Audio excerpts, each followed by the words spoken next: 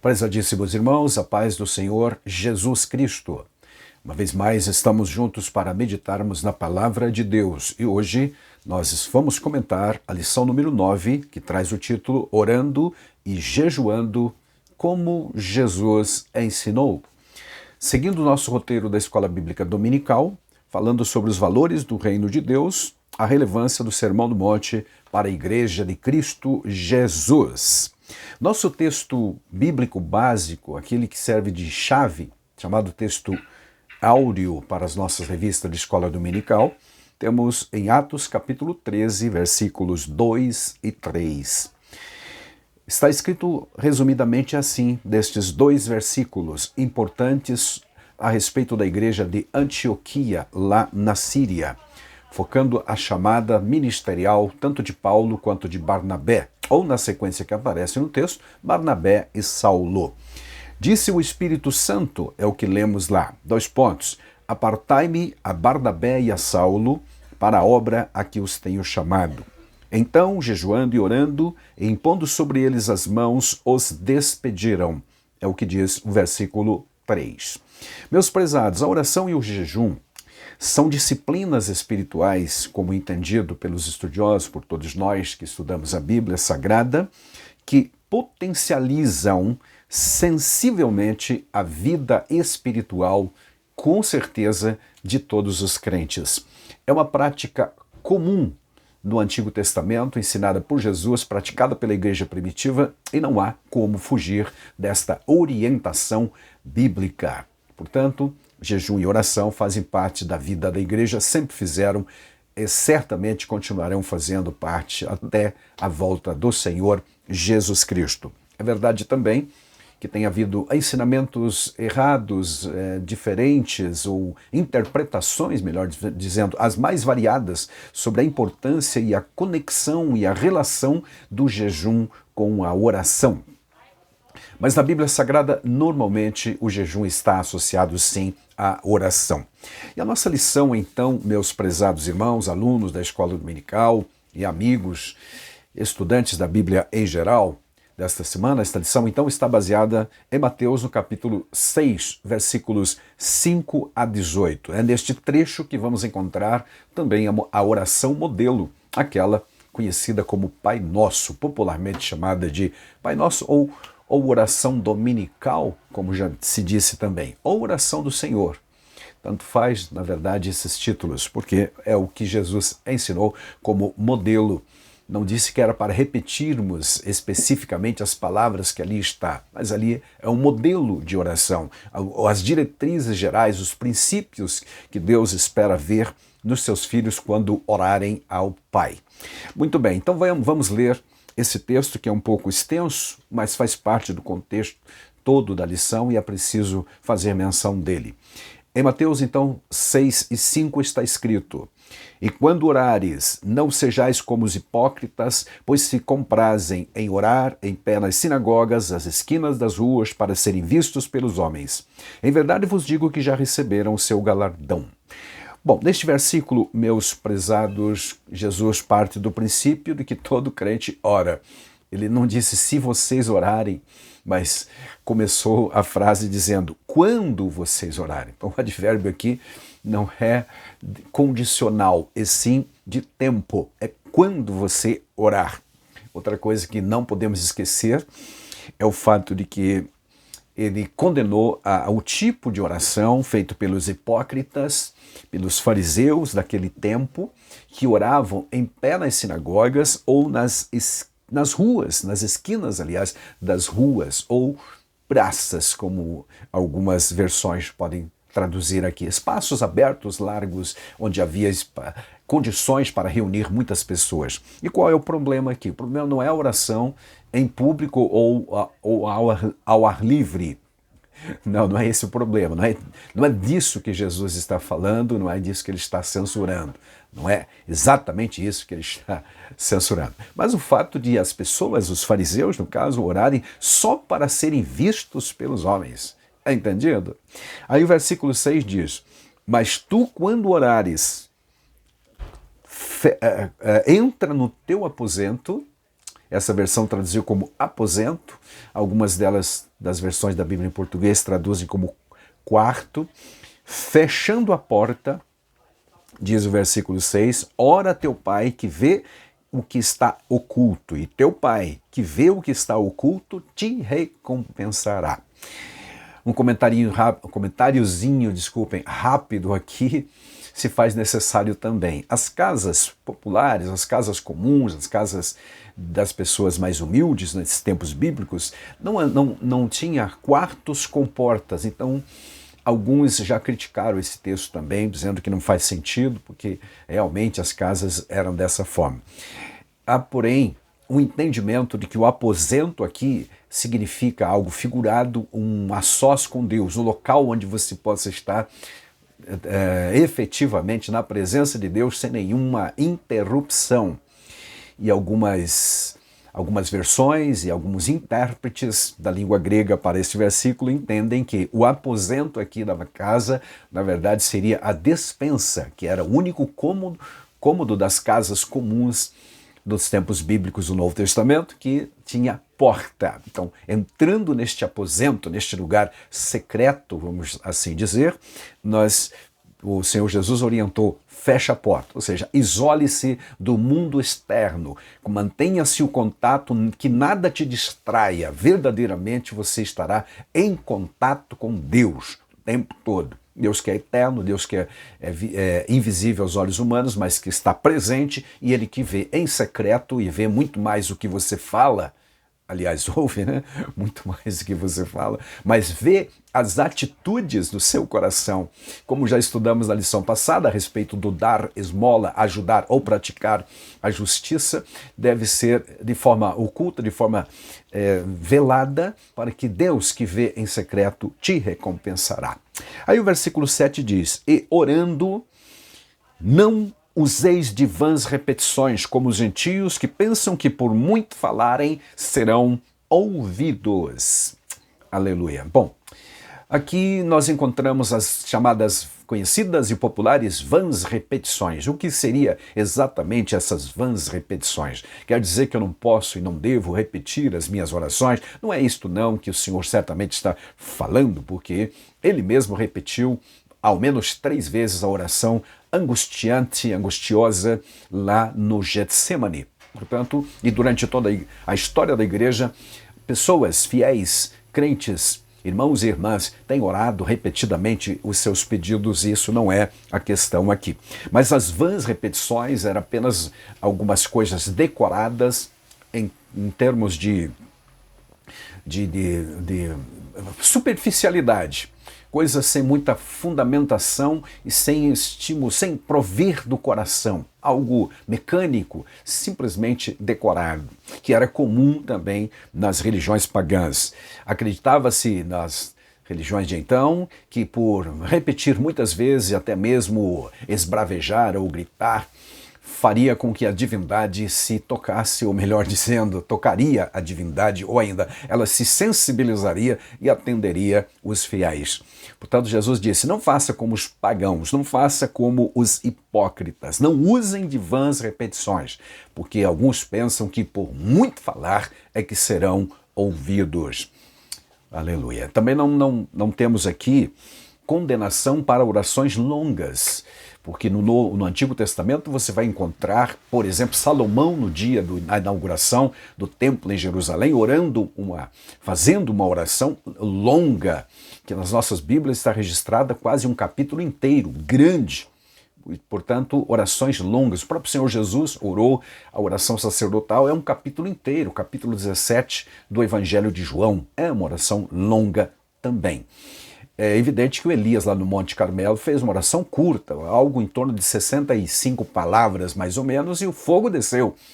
Então, não importa muito o tempo, ou o volume, ou a quantidade de expressões ou palavras verbalizadas diante de Deus. Mas o que importa mesmo na oração é, sim, e sempre foi a atitude do coração, a motivação interna com que nós fazemos a nossa oração como crentes em Jesus Cristo.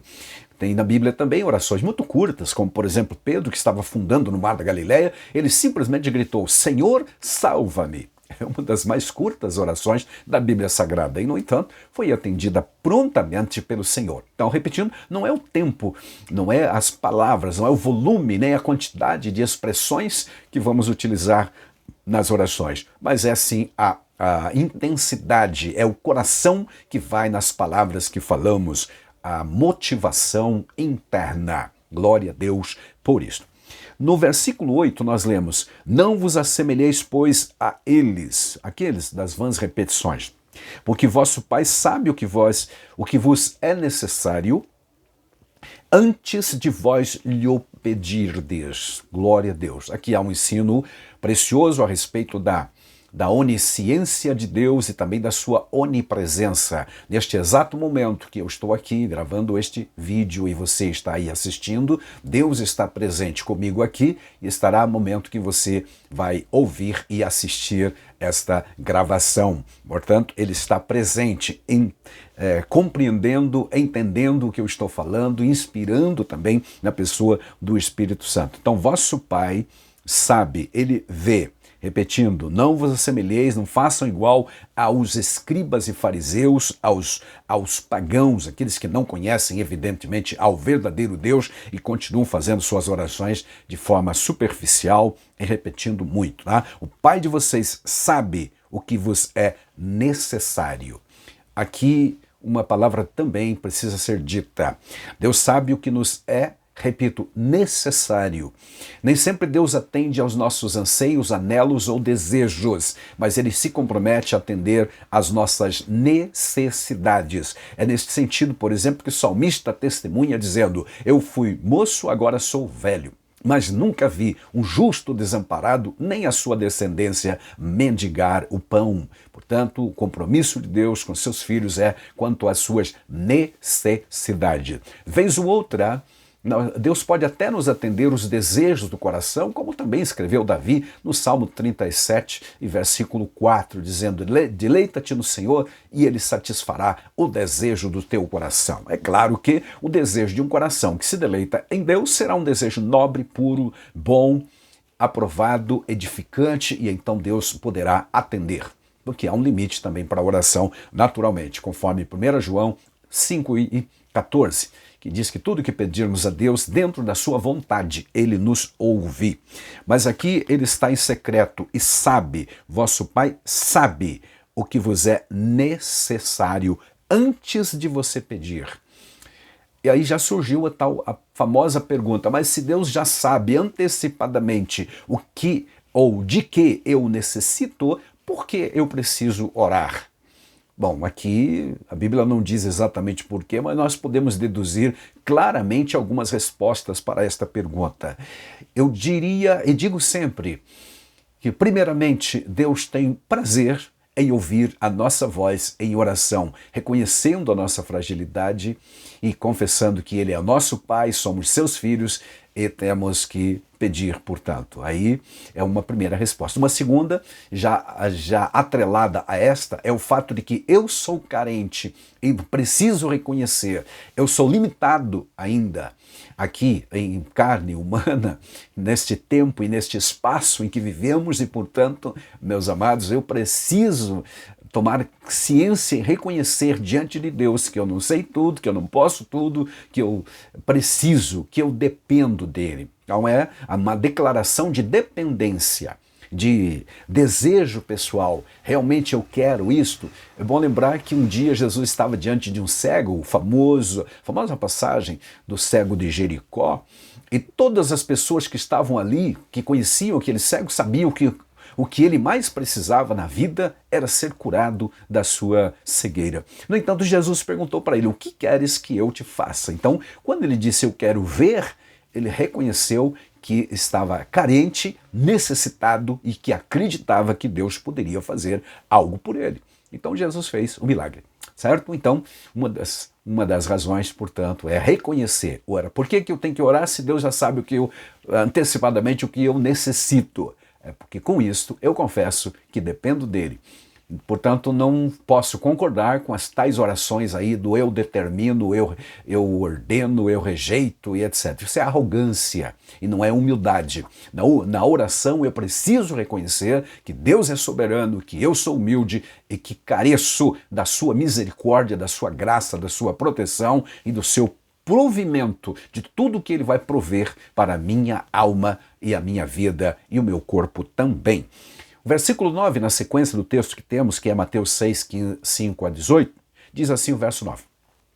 Portanto, vós orareis assim. Aí começa nesse verso 9 a oração modelo. Repito, os princípios gerais, como deve ser a nossa oração. Orareis assim. Pai nosso que estás nos céus, santificado seja o teu nome. Aqui aparece o plural, Pai nosso, por conta de que ele estava ensinando um grupo de discípulos, eram 12 a que ele estava se referindo. Se ele estivesse ensinando um discípulo só, ele diria, tu quando orares, diga, meu Pai que está no céu, santificado seja o teu nome. Entendeu? Amém, né? Então é isso. Verso 10, venha o teu reino, seja feita a tua vontade, tanto na terra como no céu. Nessa introdução da oração dominical, ou Pai Nosso, nós vamos ter primeiro a glorificação do nome de Jesus Cristo. Já me perguntaram, inclusive, se uma oração que primeiro não glorifica a Deus não pode ser atendida.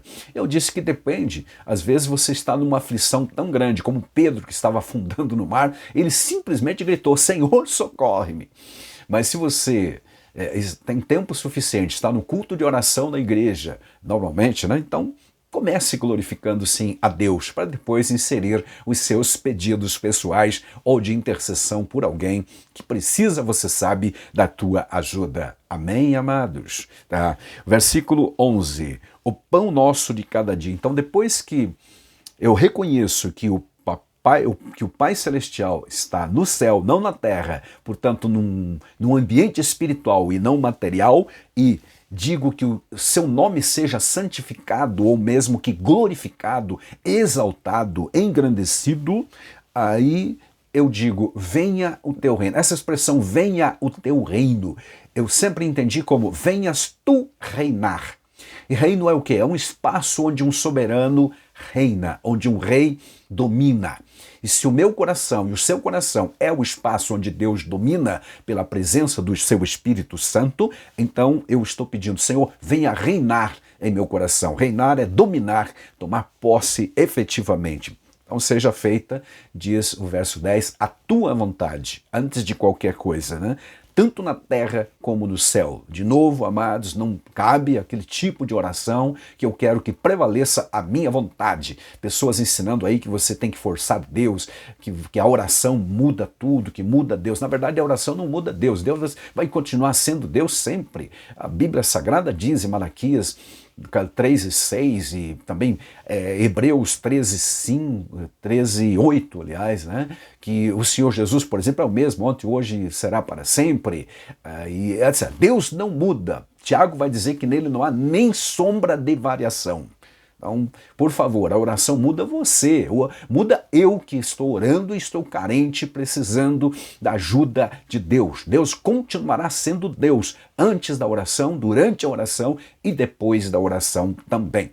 Bom, amém? Glória a Deus por isso, tá? Venha o teu reino, seja feita a tua vontade. A vontade de Deus é perfeita, mas eu preciso harmonizar a minha vida de acordo com a vontade de Deus. É o que lemos em 1 João 5,14. Sabemos que sempre nos ouve, Deus sempre nos ouve. E sabemos também, diz o texto lá, que se pedirmos alguma coisa segundo a sua vontade, dentro do universo geral da sua vontade, Ele nos ouve. Aleluia. E ouvir na Bíblia implica naturalmente atender, responder, conceder aquilo que estamos pedindo, ou não é reivindicando porque eu não tenho direito algum, mas solicitando humildemente que Deus faça por nós. Glória a Deus. Verso 11 então, aí vem a relação das petições. Modelo. Diz assim, pão nosso de cada dia dá-nos hoje. Pão na Bíblia Sagrada é símbolo universal de alimento, de suprimento, ou ainda sustento. Então, quando lemos aqui pão nosso de cada dia, um judeu, por exemplo, lendo essa frase, logo ligaria as questões do da provisão de Deus durante o deserto, os 40 anos de deserto, em relação ao maná, que Deus nunca deixou faltar. Nunca deixou faltar. Presumo que nenhum judeu orava de noite dizendo: Deus, manda amanhã o maná, porque ele sabia que Deus havia prometido e iria fazer. Mas aqui Jesus ensina-nos a orar e, de novo, reconhecer a nossa pequenez, as nossas fragilidades. Precisamos do pão nosso de cada dia. Glória a Deus, símbolo universal de alimento. Esse alimento pode ser entendido como espiritual, emocional e também físico. Outro pedido: perdoa-nos as nossas dívidas ou ofensas, como aparece em outra versão, assim como nós perdoamos a quem nos deve ou quem nos ofendeu. É isto, pedir. Você e eu sabemos que muitas vezes, impensadamente, nós ferimos a santidade de Deus com atitudes, com atos ou pensamentos que podem realmente ofender ou entrar numa questão de dívida para com Deus. Então é melhor na oração também confessar: perdoa-nos as nossas dívidas, ou ofensas, ou pecados, e etc. Porque a Bíblia diz que se alguém diz que não tem pecado, já mentiu, já está pecando também. E o salmista orou uma vez dizendo: Senhor, lá no finalzinho do Salmo 19, né?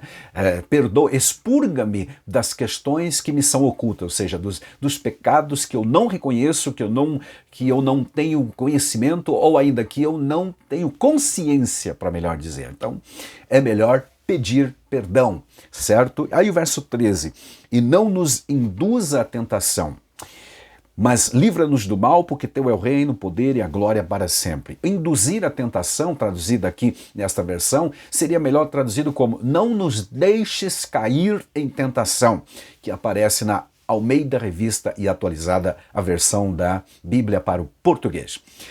E fica muito mais claro, evidentemente, que Deus não induz. O Tiago vai dizer que Deus não conduz e não tenta ninguém. Deus não vai nos conduzir, Ele vai de vez em quando permitir que sejamos tentados, mas dentro das medidas também, conforme 1 Coríntios 10 e 13. Está escrito lá que Deus não nos deixará ser tentados acima de nossa capacidade de resistir e dizer não ao pecado, a Satanás e aos demônios também. Meus amados, então, a melhor tradução é: não nos deixes cair em tentação. Isso significa, explicando melhor, não nos deixes cair quando formos tentados. Quando chegar a tentação, não nos deixes cair, porque teu é o poder, o reino e a glória para sempre. Ou seja, todo o poder pertence a ti, então me capacita para vencer as tentações. Tentações são parte integrante da vida aqui na Terra para todo ser humano. E as tentações são todas individuais, particulares, não são coletivas, familiares ou congregacionais. Elas são todas individuais. E é por isso que precisamos também orar individualmente, pedir poder e graça do Senhor, nosso Deus, para estarmos fortes no dia da tentação. Paulo diz que é para tomarmos toda a armadura de Deus para podermos resistir no dia mau. E esse dia mau pode ser, sim, o dia da tentação. É bom lembrar também que o diabo ultimamente tem atacado muito mais com sedução do que com confrontação. Ele é muito mais perigoso quando vem com as suas tentações. Foi o que ele fez com Eva e outros tantos milhões durante toda a história da humanidade. E agora, na dispensação da graça, não é diferente. Nos últimos tempos, ele sabe que se ele atacar com confrontação, será facilmente identificado, debelado, expulso. Mas se ele vier com sedução, ele tem conseguido, infelizmente, como anjo de luz, enganar muita gente. Fique literalmente esperto, ou seja, desculpe a gíria, mas fique atento. A Bíblia diz: vigie, seja sóbrio e vigilante, porque o diabo, vosso adversário, anda ao redor procurando alguém para tragar. Então, repetindo, não é Deus que nos induz ou nos conduz à tentação. Ele permite algumas delas nas nossas vidas para provar a nossa fé e também nos tornar mais forte. Mas junto com a tentação, repetindo, ele também nos dá o escape. Glória a Deus. Verso 14 diz: porque se perdoardes aos homens as suas ofensas, também vosso Pai Celestial vos perdoará a vós outros. A questão, novamente, do perdão. A oração terá eficácia, e aqui está um dos motivos pelos quais talvez muitos não recebem algumas respostas, é porque ainda há mágoa em alguns corações. É preciso expulsar essa mágoa, perdoar, pedir perdão, enfim, acertar todas as coisas de relacionamentos aqui na terra, para que tenhamos uma consciência tranquila e ao orarmos a Deus, possamos ser atendidos prontamente para a glória dele. Repetindo, dentro da vontade do Senhor nosso Deus. O verso 15 amplia esse pensamento do perdão mútuo, dizendo: se porém não perdoardes aos homens, ao seu semelhante, as ofensas, também vosso Pai não perdoará as vossas ofensas do dia a dia e etc. Você já é salvo, eu sei, não há nenhuma condenação sobre a sua vida, mas no dia a dia, muitas vezes nos ferimos com palavras, com outras atitudes, e aí podemos acarretar realmente complicações que irão impactar, inclusive no galardão no dia do tribunal de Cristo. É bom que vivamos, então, meus amados, de consciência limpa e tranquila. Paulo vai dizer em Efésios: irai-vos e não pequeis. Não se ponha o sol sobre a vossa ira. Em Efésios 4, 26. No verso seguinte ele diz: e não deis lugar ao diabo. Então, quem abriga no coração ira, mágoa ou falta de perdão, pode estar dando lugar ao diabo.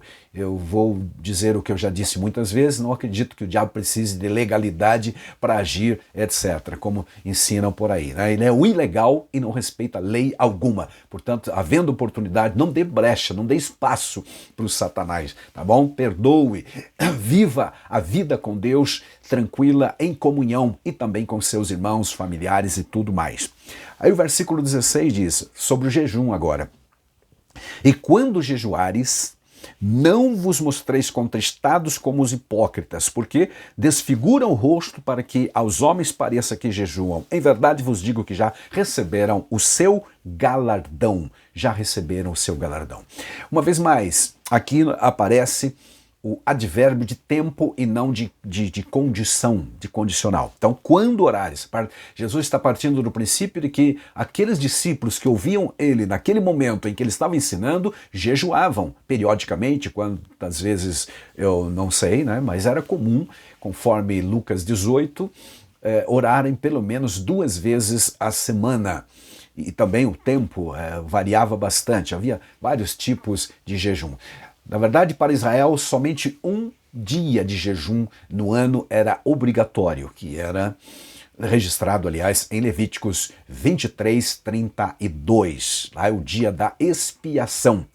Então, todo judeu precisava se colocar diante de Deus, afligir as almas, as suas próprias almas, melhor, não é afligir a alma dos outros, é se afligir diante de Deus com estas privações de alimento material que vamos e venhamos. Comer é um dos grandes prazeres da vida, não é verdade? Então, privar-se deste prazer realmente fazia parte do jejum. E o jejum, como dissemos na introdução, é realmente bíblico, está tanto no Antigo quanto no Novo Testamento e vai potencializar, sim, a nossa vida espiritual. Mas aquilo que dissemos sobre a oração também é real quanto ao jejum, certo, amados? O jejum não vai mudar Deus, vai mudar você. Você não vai forçar Deus a te responder, e nem você vai usar como moeda de troca para ganhar alguma coisa ou comprar de Deus um favor qualquer, uma graça ou uma bênção. Não, absolutamente não. É tudo por graça e quem vai melhorar a mim mesmo. Abre a minha mente, me torna uma pessoa mais disciplinada e conexando, ou fazendo a conexão, melhor dizendo, né? Atrelando a oração, período de oração com o jejum, isso vai me tornar muito mais espiritual, muito mais consagrado e apto também para entender melhor as coisas e o plano e a vontade de Deus. Há, sim, poder na vida do crente, e não é poder próprio, mas é o poder de Deus na sua vida para um crente que ora e jejua também. Tá certo? Então, quando jejuares, Jesus parte do princípio de que os seus discípulos jejuariam. E aí nós vamos encontrar, como já lemos lá em Atos capítulo 13, a igreja de Jesus praticando o jejum, lá está escrito, né? Então, jejuando e orando e pondo sobre eles as mãos, os despediram. A igreja de Antioquia, certo? Era prática comum e é prática na história da igreja também. Então, ensinando sobre o jejum, Jesus diz: os hipócritas deixam o rosto sem lavar, demonstram certa tristeza, não ungem-se comumente, não se perfumam para sair em público, para mostrar para os outros que estão jejuando. Então, a condenação do mestre aqui, mais uma vez, é a questão exterior, de fazer para para aparecer, para ter uma recompensa, louvor ou aplauso de alguém. Nesse sentido, Jesus disse, não façam como eles. Em verdade vos digo que eles então já receberam o seu galardão aqui na terra, nesse momento do seu elogio ou dos aplausos que receberam. Veja que homem prudente, que homem espiritual, veja que mulher santa, que está jejuando e etc., está em atitude piedosa diante de Deus e por aí vai. Quem faz isto só para aparecer está ganhando o seu galardão. Aqui não resta nada para receber lá no céu, no tribunal de Cristo. É importante fazer, então, mais uma vez, diante de Deus. Tá certo? Verso 17 diz, porém tu, quando jejuares, unge a cabeça e lava o rosto, ou seja, viva a vida normal, natural, aquilo que você sempre faz no seu dia a dia. Lava o rosto, põe o perfume preferido, saia para as atividades sociais ou de trabalho ou de estudantil, como se nada absolutamente estivesse acontecendo. Dia normal de trabalho ou de servir a Deus, se for um domingo, por exemplo, onde você vai à igreja ao menos 2 vezes, tá certo? Viva normal. Verso 18. Para não parecer aos homens que jejuas, mas sim a teu Pai que está oculto, e teu Pai que vê o que está oculto, mais uma vez, te recompensará. Aleluia. Então não esqueçamos, meus amados, jejum faz parte sim da vida da igreja, sempre fez e vai continuar fazendo. Ela vai potencializar, talvez seja essa a melhor expressão.